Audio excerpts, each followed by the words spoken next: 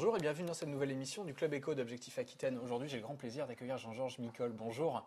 Bonjour Mickaël. Directeur général d'Aquitaine Développement Innovation. On vous connaît bien, on sait ce que vous faites.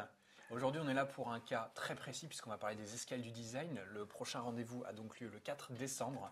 Je rappelle que c'est dans quelques jours maintenant. Il est temps de s'inscrire, on en reparlera tout à l'heure. Donc le 4 décembre à Bordeaux-Talence, plus précisément à l'École nationale supérieure de cognitique. Est-ce qu'on peut parler de cet événement? C'est pas le premier et voir un petit peu quelle est sa philosophie.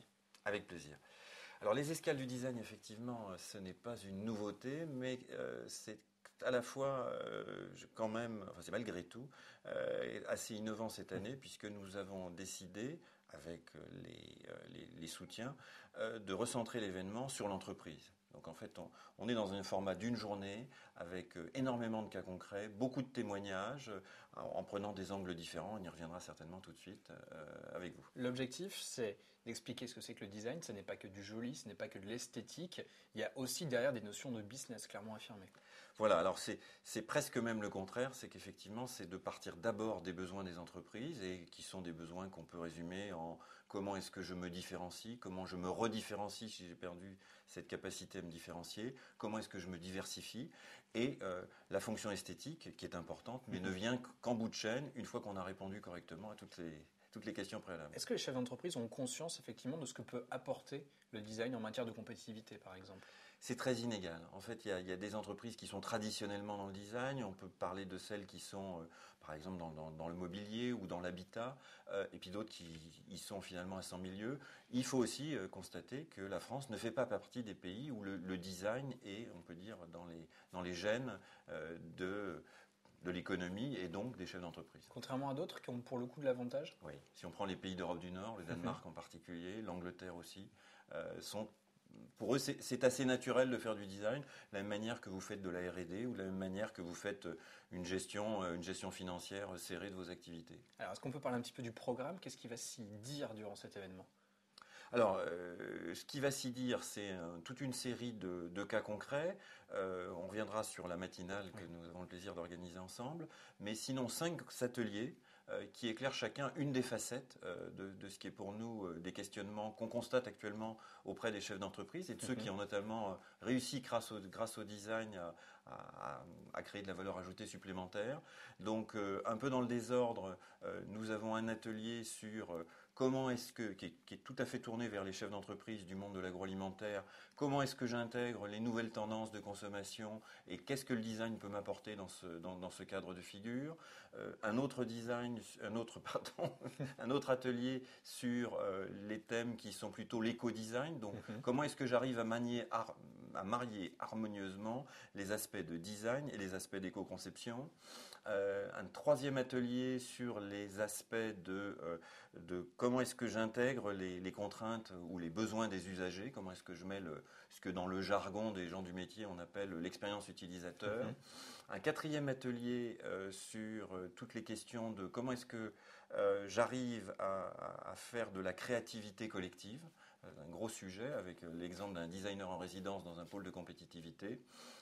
Voilà parmi les ateliers sur lesquels on va se penser. Et j'oubliais la gamification, 5e atelier sur comment est-ce que le jeu peut vous aider à recréer de la valeur et à améliorer votre relation avec le client. Avec un mot d'ordre du concret, du concret, du concret. Voilà, 3 mots d'ordre, du concret, du concret, du concret. Donc les chefs d'entreprise viennent témoigner. Voilà, donc beaucoup de chefs d'entreprise, beaucoup de cas concrets, donc des chefs d'entreprise aquitains, des chefs d'entreprise hors Aquitaine. On a par exemple le patron de l'école de design de Nantes qui, sur les sujets de design agroalimentaire, est très en pointe.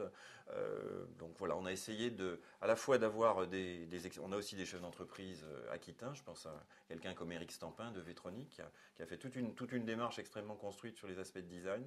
Donc on a essayé de marier les deux, mais avec un mot d'ordre qui est qu'est-ce que moi, et c'est vraiment notre seul souhait, c'est que les chefs d'entreprise sortent de là en disant les chefs d'entreprise qui ne sont pas déjà acquis à la cause du design sortent de là en se disant j'ai sans doute quelque chose à creuser et en plus de ça, j'ai trouvé des partenaires avec lesquels avancer. C'est la question que j'allais vous poser. Justement, il y a des partenaires, j'imagine, qui vous suivent sur cet événement? Oui, bien sûr, beaucoup de partenaires. Alors, parmi les partenaires, je vais parler des partenaires techniques, puis on dira peut-être un mot sur les financeurs.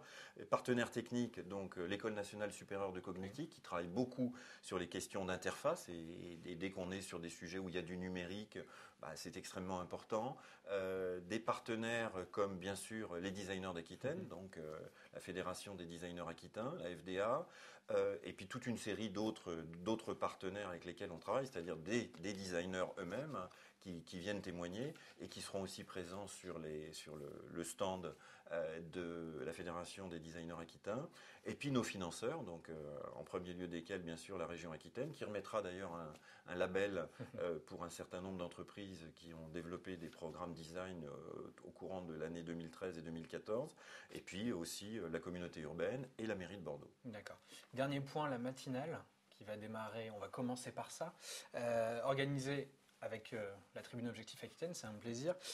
J'aurai le plaisir d'accueillir sur scène vous-même, Jean-Georges Nicole, mais aussi Frédéric Beuvry, qui est chez Schneider Electric, qui est plus précisément au département de stratégie et innovation. Qu'est-ce qu'il va venir nous raconter? Alors, ce que va nous raconter Frédéric, c'est pourquoi une entreprise finalement très industrielle comme Schneider Electric, qu'on connaît tous pour ses systèmes à haute tension, ses transformateurs, etc., pourquoi est-ce que dans son organigramme, on a un designer qui finalement est un des grands dirigeants de Schneider Electric? Eh bien, il va nous raconter pourquoi le numéro 2 de Schneider a décidé de mettre la fonction design à ce niveau-là. Finalement, c'est un agent de transformation de l'entreprise autour des questions qui sont à la fois des questions d'architecture de marque et des questions de développement de l'activité, comment créer de la valeur supplémentaire. Et puis, petit clin d'œil de l'histoire, Frédéric Beuvry, avant d'être chez Schneider, a été le grand patron du design du groupe SEB, qui ont des marques comme Groupe Proventa et bien sûr la marque SEB. Et Moulinex, excusez-moi. Donc, pas que les grands groupes, cela dit, il y a comme des choses à apporter pour les PME, pour les TPE, il y a des choses à piocher. Il y a beaucoup de choses à piocher et Frédéric Beuvry, qui est un grand pédagogue du design, va expliquer comment effectivement les PME peuvent, si elles le souhaitent, s'inspirer des expériences menées par d'autres sous toutes les latitudes. Bon, allez, rendez-vous aux Escales du Design, 8h30 le 4 décembre. Je vous rappelle, c'est à Bordeaux Talence. Inscrivez-vous tout de suite. Venez nombreux. Merci beaucoup Jean-Georges Nicole d'avoir participé à cette émission. Merci de votre invitation. À ADI. Merci à vous d'avoir suivi le Club Éco de la Tribune Objectif Aquitaine. Je vous donne rendez-vous très vite pour une nouvelle émission. Passez une excellente journée. À bientôt, au revoir. Au revoir.